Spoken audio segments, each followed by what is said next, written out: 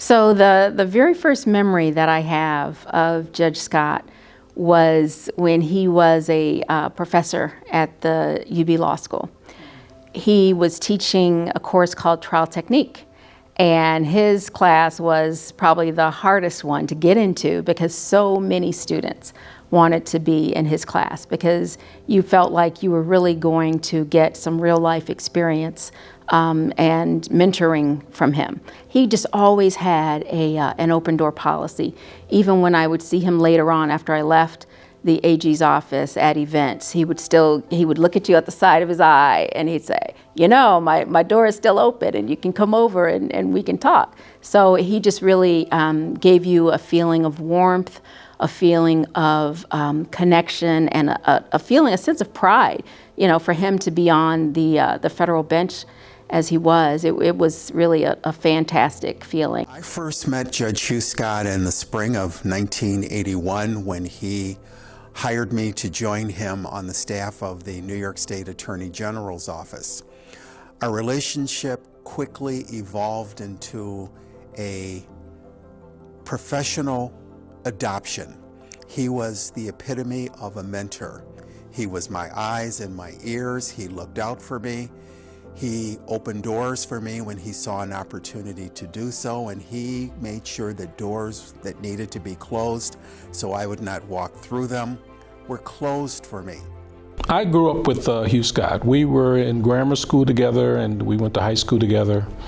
And from there we went to, we followed the same path. We both went to law school, so I mean we kept in touch with each other. But going back to grammar school, Hugh was always ahead of the class, and the head of the class at the same time. He was, I know he was the #1 student at the school, and he was a trailblazer in many respects because he did a lot that other students just weren't thinking about. Hugh was always dragging us as a class along, especially academically, where he was the person that the teachers would always say, you know, why don't you be like Hugh? I said, well, I'm not Hugh, but because Hugh was very studious, he was very sure of himself at a young age. He was the guy that was supposed to go somewhere and did. Hugh Scott, Judge Scott, as he is known in the legal community, was a giant. And he left an imprimatur on our legal community, beginning with my own humble career as an assistant district attorney, because it was before him who I tried my first trial.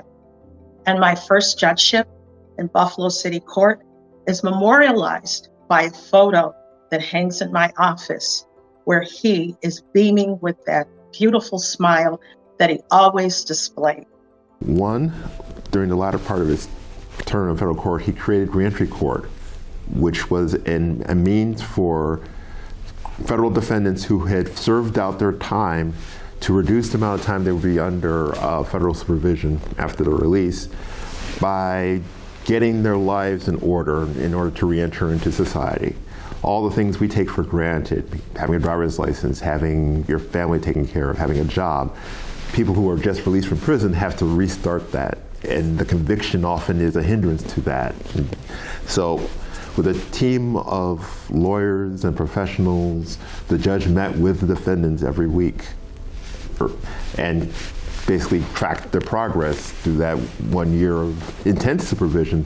The other thing was the judge was big on mentoring. There would be times when there would be law clerks, attorneys who had crossed paths with the judge who'd come into his office and ask for advice and how to get their career going to the next step, and he was more generous in providing that advice and counsel.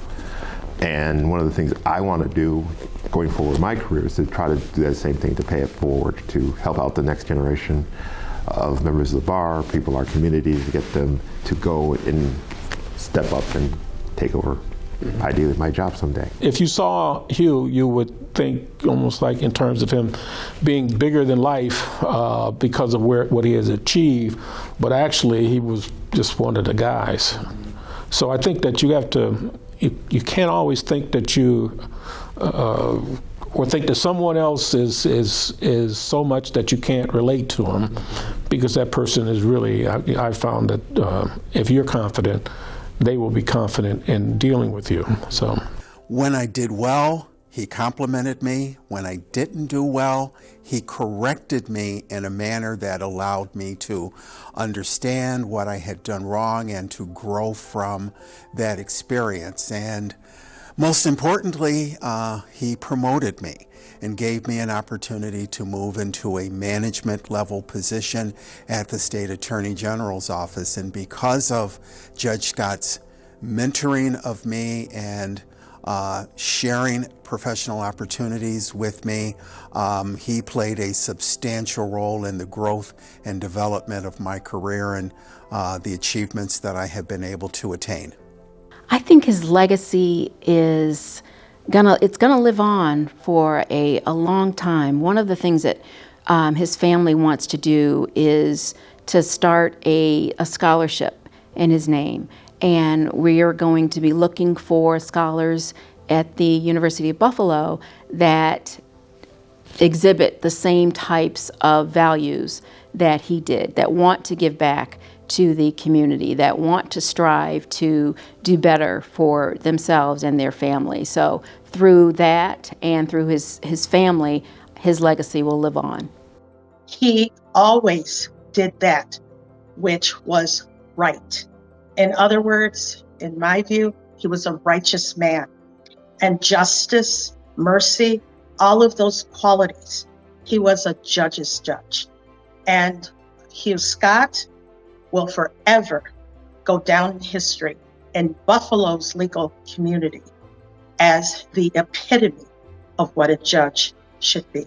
I would consider us friends for life, because that bond from back in the day was never broken.